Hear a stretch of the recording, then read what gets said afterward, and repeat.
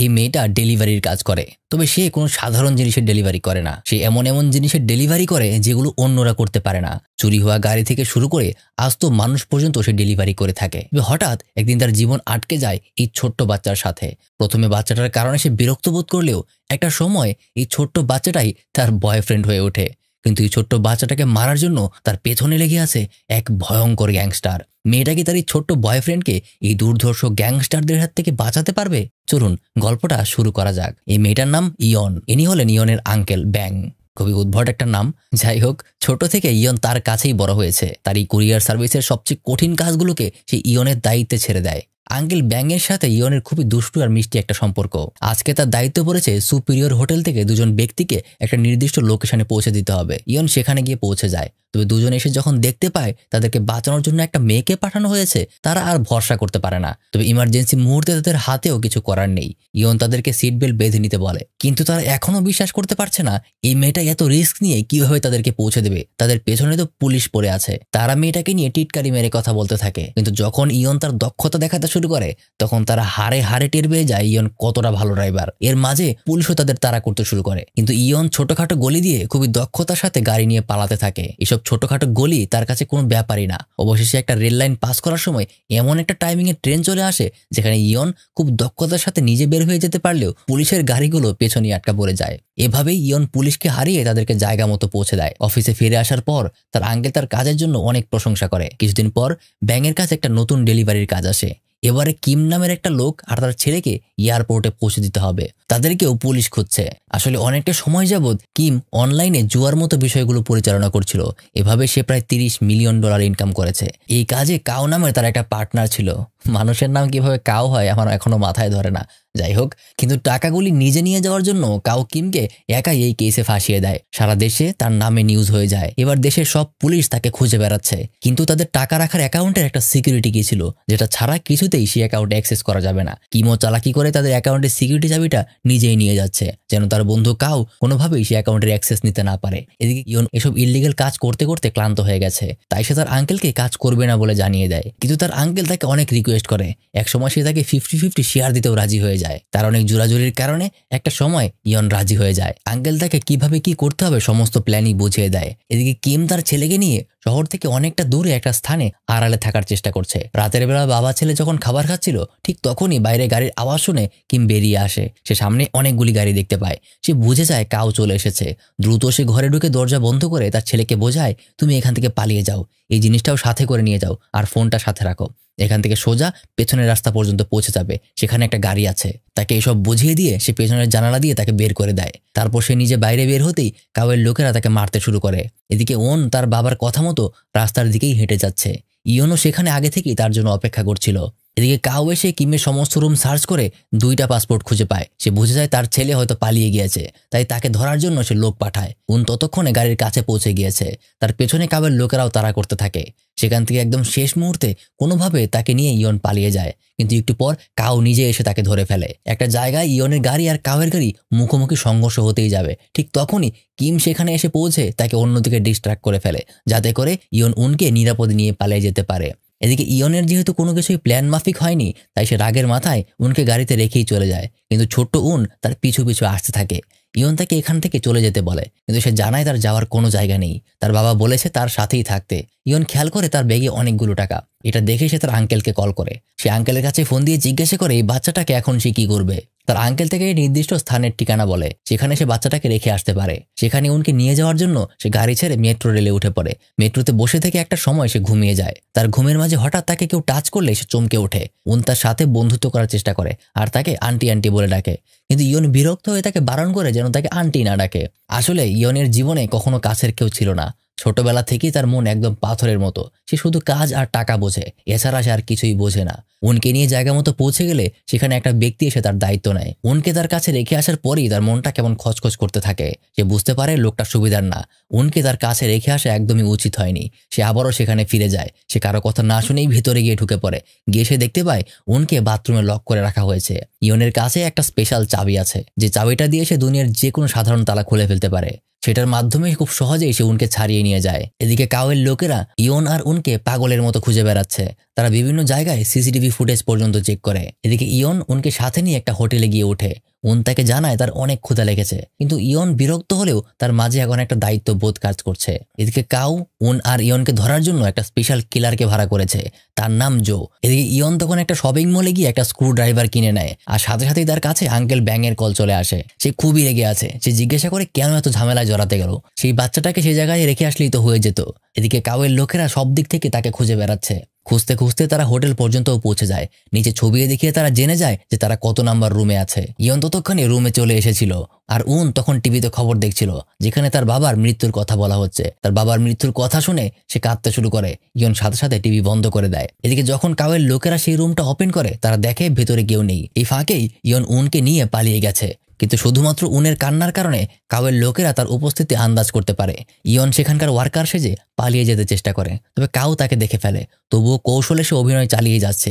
লিফটের মধ্যে যখন কাও তার বন্দুক বের করে ইয়নকে তার সিকিউরিটি চাবি ফেরত দিতে বলে, তখন সে বুঝে যায় তার অভিনয় করে আর কোনো লাভ নেই। এখানে আরো একটা বিষয় জানা যায়, আসলে কাও একজন খুবই উপরের লেভেলের অফিসার। তার সাথে আইনের সকল রকমের সুবিধা আছে, কিন্তু সে একজন আইনের কর্মকর্তা হয়েও এই ধরনের ঘৃণ্য কাজের সাথে জড়িয়ে আছে সেটা আর কেউ জানে না। ঘটনাচক্রে উন এসে তার পায়ে কামড় দিয়ে বসে। এই সুযোগে ইয়নও তাকে বন্দুক দেখিয়ে সেখান থেকে পালিয়ে যায়। নিচে গিয়ে ইয়ন কোন প্রকার চাবি ছাড়াই গাড়ির তালা ভেঙে ভিতরে ঢুকে পড়ে। যে উনের ব্যাগের মধ্যে খোঁজাখুঁজি করতে শুরু করে যে তার কাছে এমন কি আছে যে এতগুলো মানুষ তার পেছনে লেগে আছে। তখন উন নিজেই সেটা বের করে দেয়। এবার ইয়ন সমস্ত বিষয় বুঝতে পারে, তবে এটা কোনোভাবেই ফেরত দেওয়া যাবে না। জিনিসটা পাওয়া মাত্রই হয়তো তারা তাদেরকেও মেরে ফেলবে। উপরদিকে কাও ইয়নের সম্পর্কে তথ্য বের করার অনেক চেষ্টা করে, কিন্তু তার অতীত সম্পর্কে সে কোনো তথ্যই খুঁজে পায় না। তখন একজন গোয়েন্দা এসে তাকে জানায় ইয়ন আসলে এই দেশের নাগরিক কিনা, যে উত্তর কোরিয়া থেকে পালিয়ে এই দেশে এসেছে। আর এটা হলো দক্ষিণ কোরিয়া। সে যখন অনেক ছোট ছিল তখনই তার মা বাবাকে তার সামনেই মার্ডার করা হয়েছিল। এদিকে ধীরে ধীরে ইয়ন উনের সাথে ফ্রি হতে শুরু করেছে। তাছাড়াও তার মধ্যে উনের প্রতি এমন যেন একটা মায়া তৈরি হয়ে যাচ্ছে।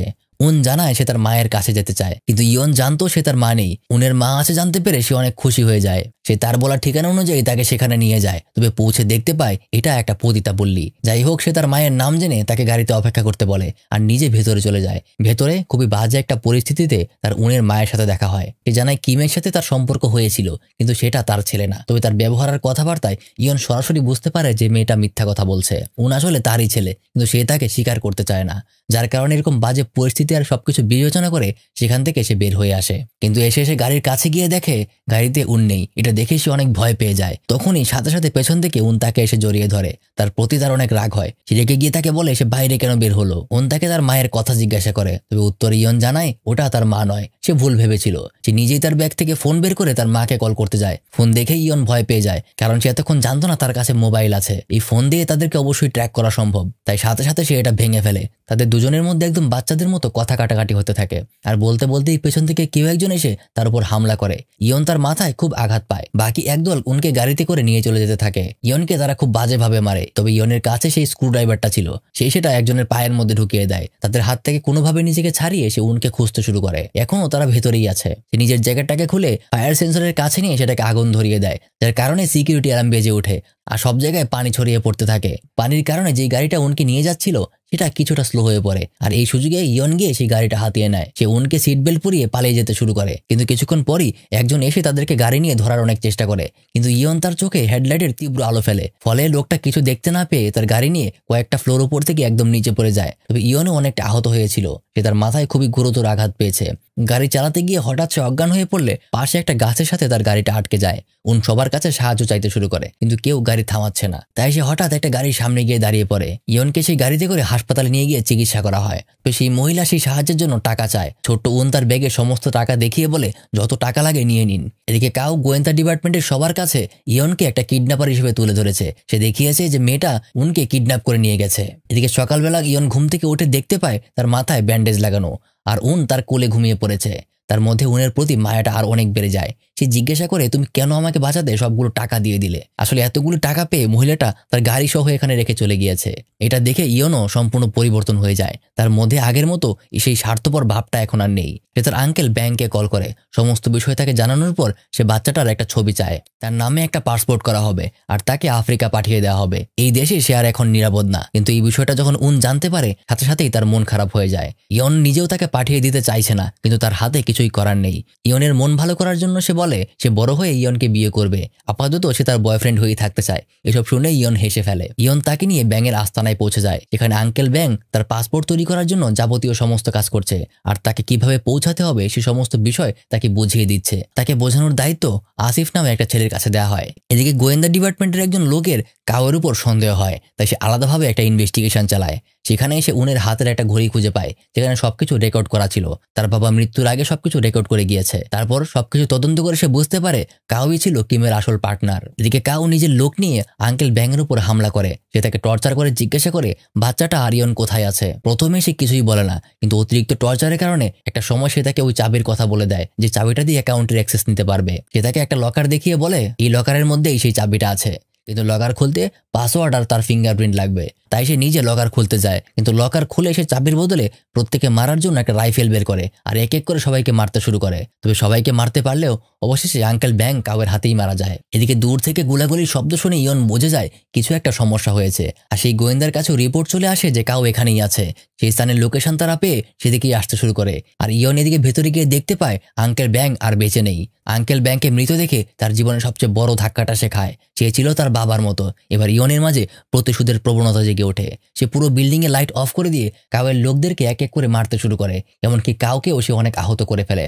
আর তাদের মধ্যে অনেকক্ষণ লড়াই হয়। এই লড়াইয়ের পর সে বাইরে গিয়ে উনকে খুঁজতে শুরু করে। একটা সময় সে তাকে পেয়েও যায়। সে তাকে গাড়িতে উঠিয়ে সেখান থেকে চলে যেতে চাইলে আবার কাউ এসে তাদের উপর আক্রমণ করে। একটা পর্যায়ে কাউ উনের মাথায় বন্দুক ঠেকিয়ে অ্যাকাউন্টের চাবির কথা জিজ্ঞাসা করে, কিন্তু ইয়ন তাকে কিছুই না বলে উনকে বলে তুমি না আমার বয়ফ্রেন্ড হতে চেয়েছিলে, তুমি আমার কেমন বয়ফ্রেন্ড, সবকিছু তো আমাকেই করতে হয়, নিজে কিছু করতে পারো না। তখনই উন কাউয়ের হাতে কামড় দিয়ে দেয়, আর সাথে সাথে কাউ তাকে সরাতে গিয়ে ধাক্কা দিয়ে তাকে পানিতে ফেলে দেয়। এই সুযোগে ইয়ন তার হাত থাকা স্ক্রুড্রাইভার তার বুকে ঢুকিয়ে দেয় এবং তিনজনই পানিতে পড়ে যায়। ইয়ন উনকে যথাসম্ভব পানি থেকে ভাসিয়ে তোলার চেষ্টা করে, তবে নিচ থেকে কাউ তার পা ধরে বসে। সে তার হাতে থাকা একটা হ্যান্ডকাপ তার পায়ের সাথে লাগিয়ে দেয় আর নিজেও সেটা পরে নেয়, অর্থাৎ সে নিজেও মরবে, উনকেও মারবে। শেষ মুহূর্তে ইয়ন তার সর্বোচ্চ শক্তি দিয়ে উনকে একদম উপরের দিকে ঠেলে দেয় আর নিজে কাউয়ের সাথে তলিয়ে যেতে শুরু করে।